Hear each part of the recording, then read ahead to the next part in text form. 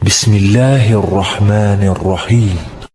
Jadi kalau kita sederhanakan, di babak pertama, babak kenabian, sistemnya Masya Allah, sosok pemimpinnya Masya Allah, Nabi Muhammad SAW.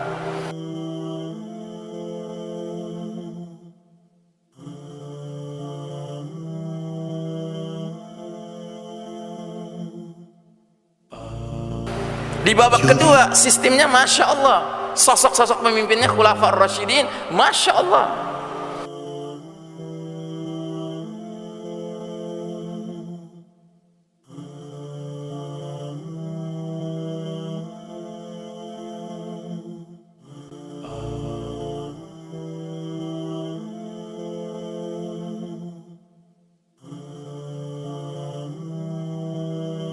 Nah, di babak ketiga, sistemnya masih Masya Allah, tetapi sosok-sosoknya kadang-kadang Masya Allah, kadang-kadang la haula wa la quwata illa billah.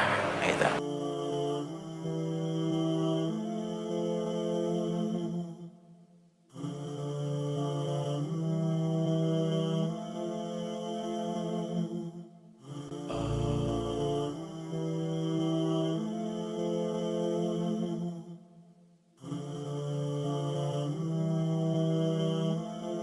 Nah, masuk babak keempat. Apa yang terjadi? Mari kita lihat namanya apa. Babak keempat itu namanya era mulkan jabriyan, era para penguasa yang memaksakan kehendak mereka, yang artinya apa? Mengabaikan kehendak Allah dan Rasulnya. Jadi saudaraku rahimakumullah, terjadi peristiwa yang besar sekali ketika babak ketiga berlalu dan babak keempat dimasuki. Karena apa? Karena babak ketiga itu berakhir ditandai dengan runtuhnya rumah besar kita, Pak. Khilafah itu rumah besar kita, Pak.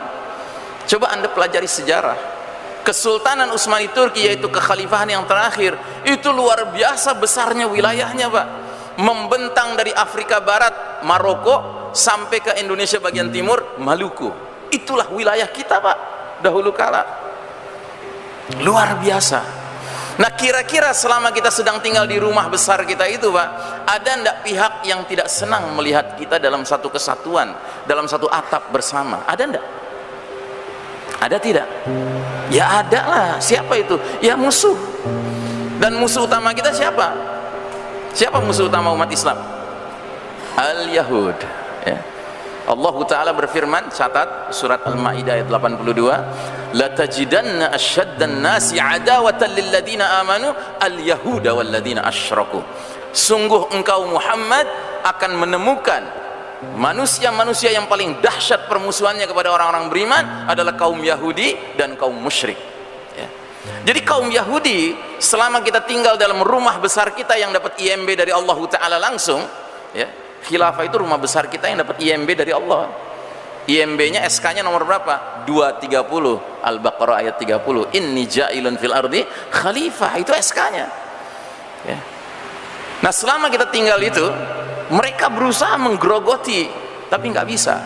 Karena apa? Karena umat ini solid. Nah, kapan akhirnya terjadi penggerogotan itu dan berhasil? Ketika di jajaran pimpinan khilafah Kesultanan Utsmani Turki, di tentaranya itu muncul pengkhianat. Barulah mereka bisa kerjasama dengan pengkhianat meruntuhkan bangunan besar umat Islam ini. Siapa nama pengkhianatnya? Mustafa Kemal. Ya. Jangan kasih embel-embel Ataturk, Pak. Ataturk itu artinya bapaknya Turki.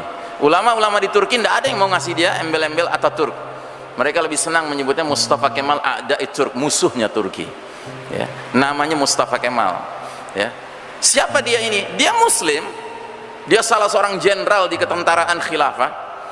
Cuma dia berdarah Yahudi, Pak.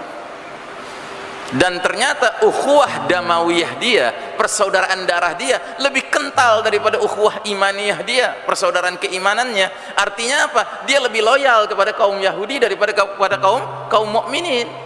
Makanya diam-diam dia bekerja sama untuk meruntuhkan bangunan besar khilafah ini. Bagaimana caranya? Dia tanamkan pada awalnya kecintaan umat kepada dirinya dengan cara dia tampil sebagai jenderal yang patriotis. Nah, ketika dia sudah yakin umat mencintai dirinya, baru dia lansir gagasan-gagasan sesatnya. Dan diantara yang dia katakan apa? Hai umat Islam, kalau kita mau maju nggak ada jalan lain, kita harus tinggalkan ajaran Islam yang sudah ketinggalan zaman, dan kita harus mengikut kepada bangsa-bangsa yang sudah lebih maju dari kita. Yang dia maksud siapa? Eropa Barat kafir. Dan kemudian dia katakan, kita harus bubarkan sistem bermasyarakat yang sudah kuno ini. Kita harus mendirikan negara Turki modern, sekuler, berpaham nasionalisme. Maka bubarlah khilafah, diganti dengan negara modern Turki sekuler berpaham nasionalisme. Dan karena ini terjadi di jantung kepemimpinan umat, maka terjadilah efek getok tular, ya, efek domino, ya. Saya menyebutnya, tadinya kita tinggal di rumah besar, akhirnya muncul bedeng Turki, akhirnya muncul bedeng Mesir, muncul bedeng Indonesia, muncul bedeng Mbak, bermunculan. Dan sifat bedeng ini sudah beda dengan rumah besar ini. Kalau di rumah besar tadi kita semua sepakat, Allah dan Rasulnya kita junjung tinggi sebagai top priority of obedience, ketaatan utama kita, Quran dan Sunnah harga mati, gitu. Tapi kemudian ketika bedeng-bedeng ini muncul, ini bedeng-bedeng ini dikarang Pak, dikaryakan, dibantu oleh musuh-musuh Allah dalam membuatnya bedeng-bedeng ini, ya. Nah, bedeng-bedeng ini berdiri tidak lagi menjadikan Quran dan Sunnah sebagai harga mati, tidak. Atau dalam bahasa lain, kita masuk ke dalam kegelapan babak keempat ini, yang kata Nabi kaqita'il lailil muslim, kayak sepotong malam yang gelap gulita.